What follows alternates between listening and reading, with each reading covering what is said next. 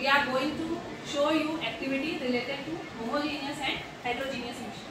For this, we have two solutes, salt and chalk powder, and we will mix it in solvent water. Are you ready? Yes, yes. So first, we will show homogeneous mixture. So first, we will take some amount of salt in beaker. Now we will add some amount of water. Suppose 50 ml water. Now we will use glass rod for dissolving it.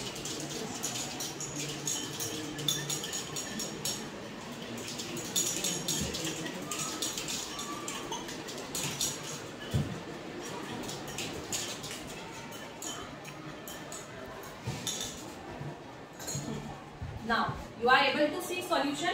Yes, ma'am. This is uniformly mixed throughout the solution. There is Yes, no ma'am. separation boundary. You are able to separate solute and solvent particle? No, ma'am. So this type of solution is known as homogeneous mixture, in which no visible boundary is there. Solute particles are completely mixed in solvent. So this type of solution is homogeneous, or this type of mixture is homogeneous mixture. Now second, we will use chalk powder for heterogeneous mixture. Small amount of chalk we will use, and again 50 ml water.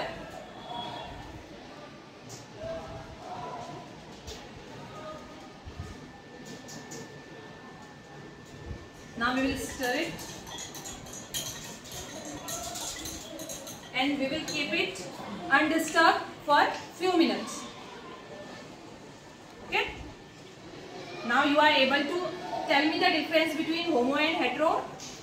You will explain. Come this side. Now which one is homogeneous mixture? Hold in your hand. Which beaker? Yes. Why this is homo?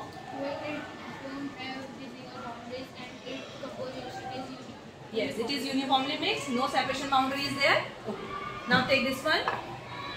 What you are observing in it? There is no uniformity, and solute particle are present in water. Okay, after some time, if you will see, so there is a separation clearly visible, solute particle and solvent particle. This is heterogeneous mixture and this is homogeneous mixture. And solution is also which type of mixture? Solution is homo or hetero? Homogeneous mixture. And two type of components of solution are solvent and solute. Solute we will take in a small amount and solvent we will use in large amount. So with the help of this activity we can easily differentiate between homo and heterogeneous mixture.